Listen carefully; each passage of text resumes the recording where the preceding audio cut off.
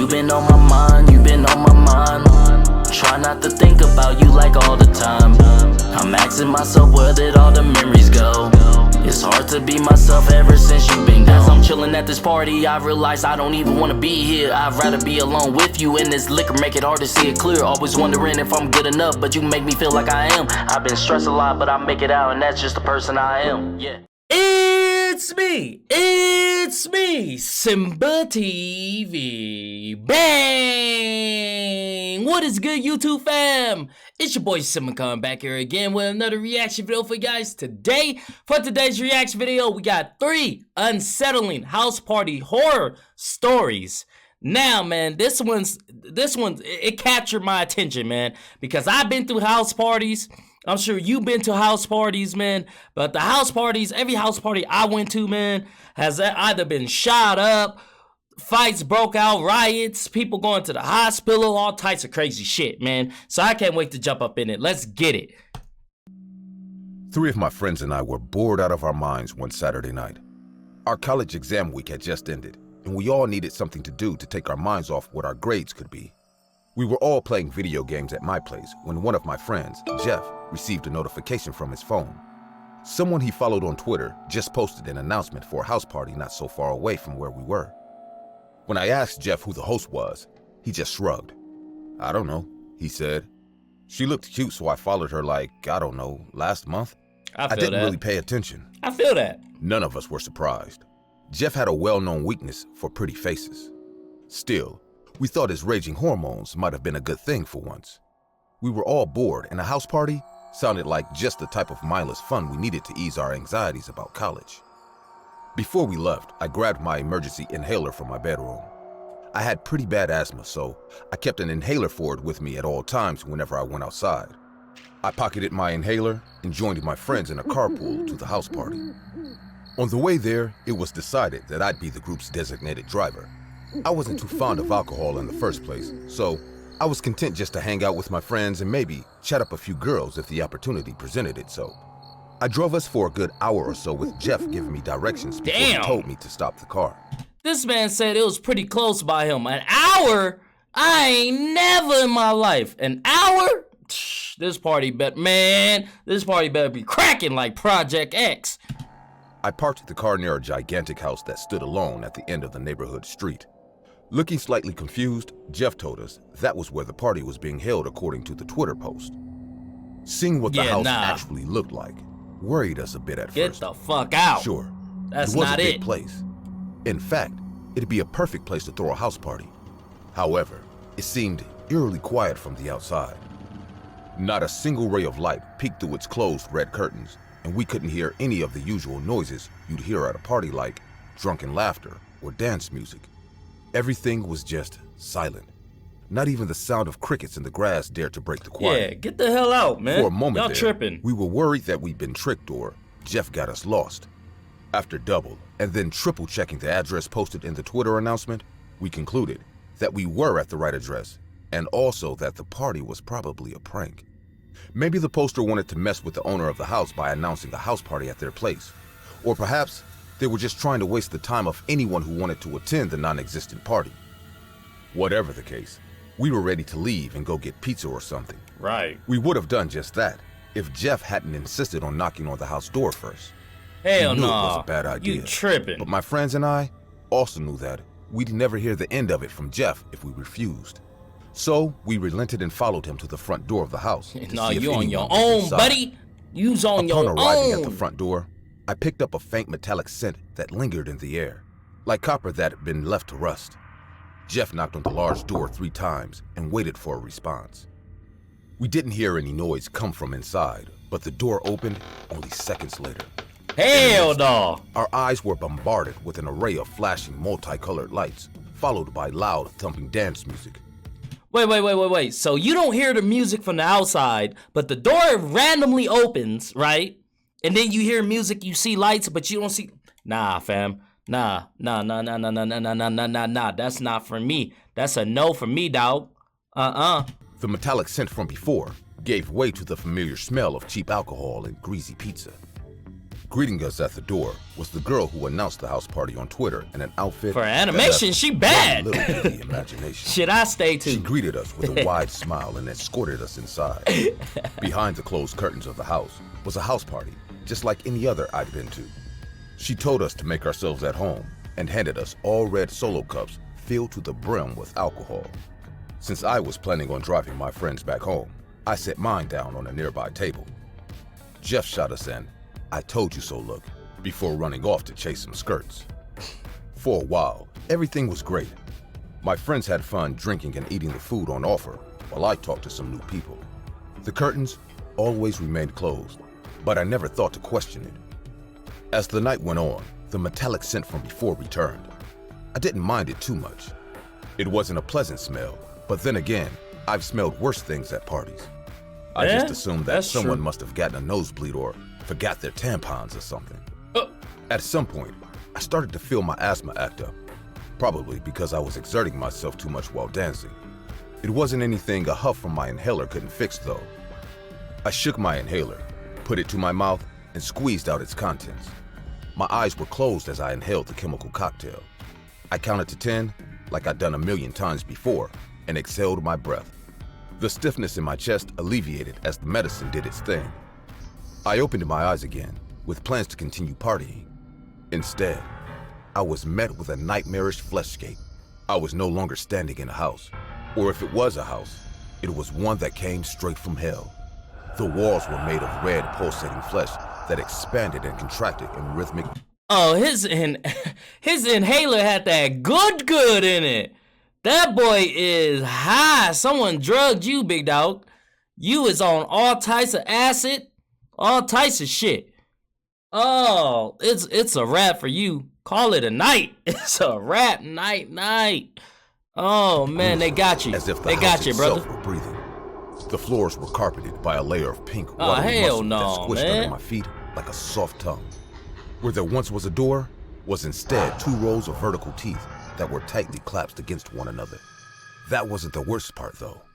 There were still people in the house. Partygoers were dancing and drinking to throbbing music that was in reality just the sound of the living house breathing in and out.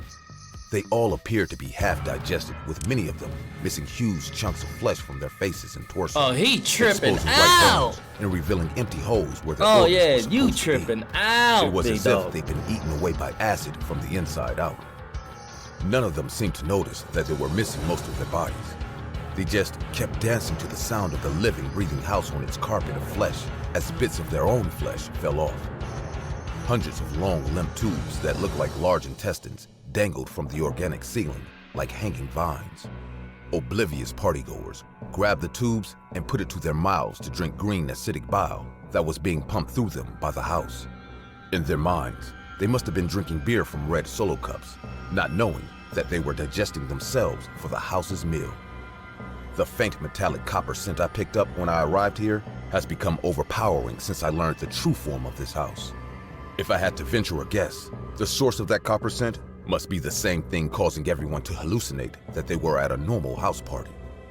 Whatever chemicals were in my inhaler must have countered the effects of the living house's hallucinogens. It's not like that did me much good though. There are no windows here. The only way in or out was the grinding teeth that comprised the doorway. I tried to pry it open, but it was hard for me to even hold onto the teeth with the slippery saliva covering it. After a while, my vision would blur. The hallucinogens would kick in, and I'd suddenly be transported back to a regular house party where people were having fun and everything was right in the world. I'd have to take another puff of my inhaler to pull myself back to a horrid reality whenever I did. And those moments of brutal clarity That's were creepy becoming as hell. shorter each time. I've been stuck here for hours trying to find a way out. Puffing my inhaler only gives me a few minutes away from the house's illusions now. But at this point, I welcome the hallucinations. I just took the last puff from my inhaler. Soon, I'll be permanently taken back to the illusion crafted by the house. I hope I'll assume that everything I just saw was just some elaborate waking nightmare, and not the truth I know it to be. Ignorance is bliss, after all. What the fuck? Hey guys, I see many of you commenting on my videos that this channel deserves 1 million subscribers. But I also see the percent of people who watch my videos aren't actually subscribed to the channel. Man. So, I feel that. if you like the content, want to that. support my channel, and want to see this channel reach 1 million subscribers, or maybe 500,000 subscribers, then go ahead, subscribe, and hit the bell icon. It's free, and you can always change your mind later. I feel that. I decided to throw a massive house party in my senior year of high school. My parents were both on a business trip, so me and my older brother had the house to ourselves. I only invited a few of my close friends over, while my brother decided to invite everyone he shared a room with and all of their friends as well. Yeah, he was always the more social of the two of us. I didn't mind it all that much. It saved me from the trouble of looking for more people and gave me the opportunity to meet some new people. If I was lucky, I thought I'd be able to chat up a new girl too. On the night of the party, my brother, who was 21, bought enough booze from a nearby liquor store to make a circus of elephants drunk. Meanwhile, I prepared bowls of junk food like cheesy nachos and greasy chicken fries for the guests and moved the furniture around to give space for dancing. The first person to arrive was one of my friends, whom I hired as a DJ on short notice. I helped him set up his equipment and picked the music just in time before the guests started to arrive. People drank and danced and played beer pong on the dining room table. I chatted up several girls at the party, though most of them seemed more interested in just having a good time than talking to me. That is, until I met this one girl who was hanging, sipping beer by herself in a corner, looking lonelier than she should have. She was a short brunette wearing jeans and a casual t-shirt, who I thought I recognized from school, but wasn't sure. Seeing no harm in trying, I walked up to her and started a conversation. Okay, player. Hey, how are you enjoying the party so far? Okay, player. The girl looked up from her cup of beer and smiled. Yeah, I'm having fun, she said, though the soft tone of her voice didn't sound very convincing. The nachos are great. Upon hearing that, I jumped at the chance to extend the conversation. Glad to hear that. You know, I made them myself. I don't remember what she said next, but one thing led to another and soon we were both in deep conversation. She was quiet and shy at first, but gradually opened up after a few more cups of beer and God knows how many snacks. I learned that her name was Liz and that she was one of the cheerleaders from the school's football team. She was at the party alone because she'd just broken up with her boyfriend, some jock from the football team, who was way too possessive of her when they dated. She was hoping to meet someone new at the party, and apparently, I ticked all the right boxes with her. About halfway through the party, we were sitting side by side on the couch, making out. I thought I might just get lucky that night after all. I probably would have asked her to come upstairs with me had we not been interrupted. In the middle of us exploring each other's mouths, I felt a firm hand grab me by the shoulder. I was yanked away from Liz and came face to face with a blonde jock who had like 100 pounds of muscles over me. "What are you doing with my girlfriend?" he screamed. I immediately realized. Look here, Hulk. Take your ass home. Next confirmed it. "God damn it, Joe. We're not dating anymore." The ex-boyfriend turned his eyes to Liz. Hulk. "You don't get to decide that." "Hey man, back off," I said. Though coming from me, I probably sounded as threatening as a house cat hissing at a lion. "You aren't together anymore. She can do what she wants." I saw a vein bulge on Joe's forehead before he raised and drew his fist back for a punch. I tensed my face in anticipation of impact, but none ever came. "What do you think you're doing with my brother?" rang my brother's voice. Yeah, big brother here. What's up? Our eyes turned to come get it with me. Power walking through the horde of guests who parted away from him. That's what I'm talking Suddenly, about. Everyone was looking at my brother staring down at Joe, who still held me by the shoulder with a sweaty grip. "Let him go," my brother said in a low, threatening voice. "And get the fuck out of my house." Yeah. There was a moment of silence. Joe was a big guy, big bro shit. But my brother was even taller. Once he realized that my brother wasn't in the mood to deal with his bullshit, he let me go and walked out the door without another word. People cheered my brother for throwing out that asshole, and everyone in the party continued drinking and dancing as if nothing happened. Upon seeing Liz, my brother gave me a sly wink and went off to catch his own fish. While I wasn't able to intimidate Joe in the slightest, it seemed like me just standing up to him was enough to impress Liz. I won't go into detail, but about half an hour later, we were both in my room alone, having a different kind of good time. The little debacle with Joe aside, Everything was shaping up to be a perfect night. That was until I heard a loud bang come from downstairs. At Oh, first, shit. I thought someone must have dropped something like a bowl of food or a beer keg. Then another bang came that caused the dance music to come to a sudden halt and be replaced by a girl screaming. What's going on? Bro, see, this is why I don't go to house parties no more, bro. This is exactly why, man. I seen this shit happen too many times where people get, I wouldn't say punked, but people get told off, man.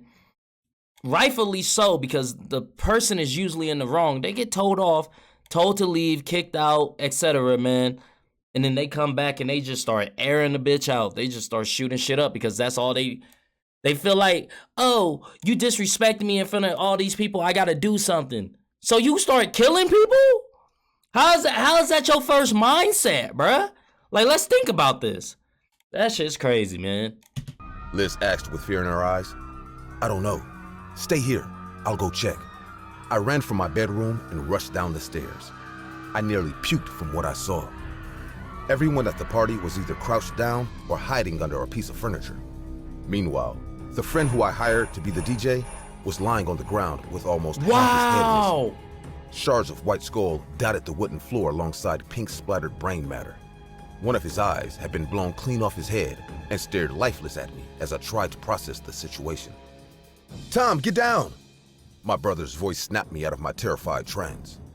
I turned to look at my brother just in time to hear another loud bang and see his heart explode from his chest in multiple bloody chunks. I was horrified at what I saw, but I followed his dying words, laid flat on the ground with my hands clasped above my head. The loud bangs, which I now know to be gunshots, continued to ring out over the next hours. Every time it did, something or someone inside my house would be destroyed. No. One of the bullets ricocheted off the wall and grazed me in the shoulder, but I kept myself from yelping to not give away my position. I stayed there for what felt like forever before the cops arrived. I couldn't see what happened, but I could hear the gunfight outside as the shooter fought back against the police with what little ammo he had left for the next 10 minutes. In the end, I heard the loud blast of a shotgun, followed by a loud thud. Police flooded the house soon after to treat the injured. Wow. I was treated for the graze in my shoulder and lifted out in a gurney. As they carried me to the ambulance, I caught a passing glance of the shooter's body lying motionless on the ground. It was Joe. His hand still gripped the hunting rifle he used to shoot at us in his cold, dead hands. A shotgun blast had torn through his midsection and sprayed his mangled organs all over my front lawn. Wow. I hoped it hurt when the police shot him. I was able to make a full recovery from my injury, but the trauma of that night still remained. I lost my brother forever, and all because of some asshole who couldn't handle his girlfriend dumping him. I'll never forget or forgive Joe for what he did. If hell exists, I hope he burns in it forever. Damn, man. That's intense. Near the end of my final school year, the quiet kid in my class held a house party. Let's go back here. The quiet kid in your class held a house party? Red flag, red flag, red fucking flag. What? If the quiet kid in my class was like, yo, bruh, I'm having a party, slide. I'm gonna be like, yeah, no, that tells me to stay my ass in the house. What? And invited everyone in our grade for it. We all thought it was out of character for him, but we also weren't about to turn down a chance to raise hell at someone else's house. What? Most of us guessed that he probably wanted to throw one last hurrah before we all had to enter the cruel and boring world of adulthood. I wasn't particularly interested, but my friends wanted to go, so I decided to tag along anyways. We arrived at the house while the party was in full swing. Kids from the entire grade were dancing to the music and downing beers like it was water.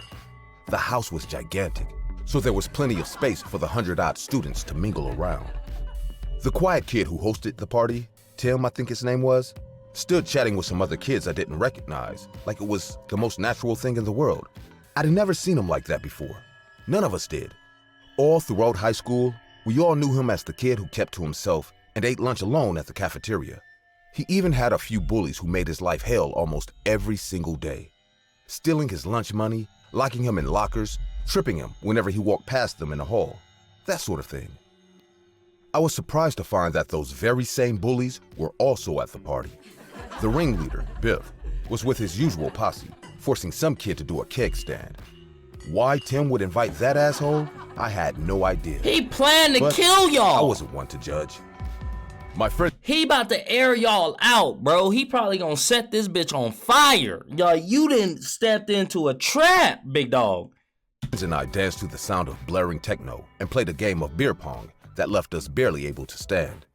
However, I noticed that Tim himself never engaged in any of it. He didn't drink any beer or bust any moves on the dance floor. He just leaned against the quiet corner of his own house, watching people he barely knew trash it to bits. I got the feeling that he must have thrown the party more for the classmates who barely acknowledged his existence than for himself. I was right, in a way. As the night drew to a close, Tim addressed the party for the first time with a loudspeaker. "Hey everyone." He held up 2 bottles of very expensive-looking whiskey that he must have nicked from his parents' liquor cabinet. "Who wants a taste of some of the good shit? Line up and bring your cups." The partygoers scrambled towards him with their red Solo cups outstretched, eager to know what genuinely good booze tasted like. Near the very front of the line was Biff himself, who smiled smugly as Tim poured him his drink. For some reason, it seemed like Tim gave Biff far more of the stuff than he did everybody else. At the time, I assumed that he was trying to give Biff the extra booze as a peace offering between them. I wouldn't have minded a taste myself, but I was far too drunk already, so instead, I made my way to the nearest couch and laid back. My half-closed eyes still watched the party unfold around me with only a passing interest. But before drunken unconsciousness could take me, I noticed something odd about the party. The movements of the people dancing were much more sluggish than before, as if they were moving through water. And judging by the ill look on their faces, it wasn't just the alcohol in my system making me see things. Biff was the first one to keel over. His face turned pale white and a stream of vomit burst from his mouth. Oh, he poisoned them. What's Yep, happening? he poisoned He them. gurgled before falling on the floor face first in his own vomit. There it is. He The rest of poisoned the y'all. party soon followed, with people vomiting and falling to the floor left and right. But as everyone was either panicking or dropping onto the floor themselves, Tim simply watched it all happen from his corner with a serene smile on his face. It was then that I realized that he never drank any of the whiskey himself. It wasn't long before people started accusing him for what was happening. "You did this, didn't you?" shouted one of Biff's friends, who was also doubled over in pain himself. "What did you do?" Tim didn't answer. He simply walked over to the guy, pulled a pistol from under his shirt, and shot him in the head. Oh! The guy crumpled backwards onto the floor with a quarter-sized hole in his forehead. I actually felt his still warm blood trickle around my shoes. The entire house erupted into chaos as Tim coldly and methodically shot down anyone who hadn't already died from the poisoned whiskey. My body remained paralyzed in fear on the couch as I watched him mow down the guests at his party one by one. I closed my eyes and remained as still as possible. He only seemed to be shooting those he didn't think were already dead. I hoped that by laying still on the couch, as if I'd already died from the whiskey, he wouldn't notice me. I remained in that position for what felt like an eternity, listening to the dying scream of kids who I went to school with, followed by gunshots from someone who clearly had nothing to lose. I didn't open my eyes even after I heard the last gunshot. I only mustered up the courage to open them when I heard police sirens outside. The house had turned into a mass grave. All around me were people who either died from whatever poison was in the whiskey or a gunshot to the head. And lying in the middle of it all was Tim, his hand still clutching the gun that was pressed to his head. He'd done what he planned to do. He'd killed everyone who ever bullied him, alongside those who only ever sat back and watched it as it happened. I guess he didn't see the need to live after that. Out of everyone who went to that party, I was the only survivor. Wow. Every time I close my eyes, I'm reminded of the sound of gunshots and my classmates screaming. Even now, I'm haunted by the thought of how close I'd come to dying that night. Damn, man. This is why I don't go to house parties no more, man. People are sick. Just pure sick. Evil. If you guys like this video, go ahead and hit that thumbs up button for me. Thank you guys for commenting, sharing, and subscribing. And I'll see you guys next time. Peace.